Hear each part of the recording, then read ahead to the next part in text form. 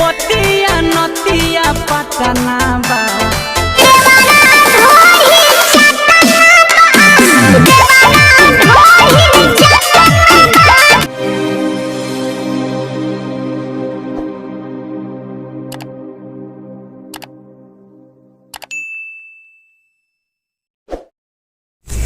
हमारे जितने भी भोजपुरिया श्रोतागण भाई इस चैनल को देख रहे हैं तो प्लीज़ इस चैनल पर अगर नए हो तो चैनल को सब्सक्राइब कर लें।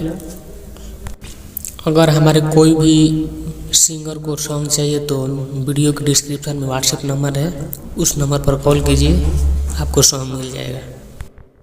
चलिए फ्रेंड्स, आप सबके बीच एक देवी गीत लेकर आए हैं जो कि देवरा ढूंढी चटना बा इसी ट्रैक पर है, इसी धुन पर है। तो चलिए आप लोगों को मुखड़ा रिकॉर्डिंग करके सुना रहे हैं।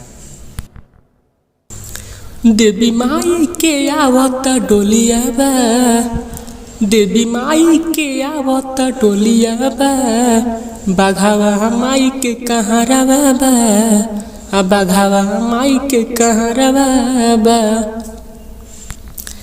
फूल अड़हुल से सजल रहवा बा, फूल अड़हुल से सजल रहवा बा, बाघावा माई के कहरवा बा, आ बाघावा माई के कहरवा बा। चलिए फ्रेंड्स, आप सबको फर्स्ट अंतरा रिकॉर्डिंग करके सुना रहे हैं।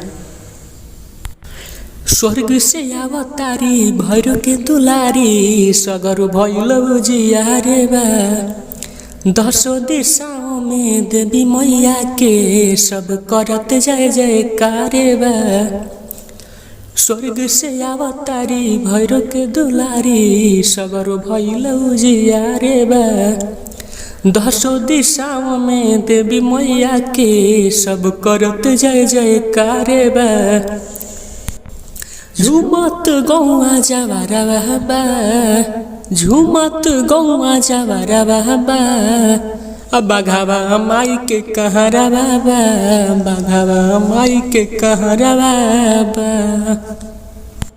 देवी माई के आवत डोलिया बा, बाघावा माई के कहरवा बा, बाघावा माई के कहरवा बा। चलिए फ्रेंड्स, आप सबको सेकेंड अंतरा रिकॉर्डिंग करके सुना रहे हैं। झिरी झिरी बहेला पुरुआ पवनवा, मेघा गरजी के बजाना बजावते बा, मैया रानी के अमर कहानी अजय बिरटन सुनावते बा। झिरी झिरी बहेला पुरुआ पवनवा, मेघा गरजी के बजाना बजावते बा, मैया रानी के अमर कहानी अजय बिरटन सुनावते बा।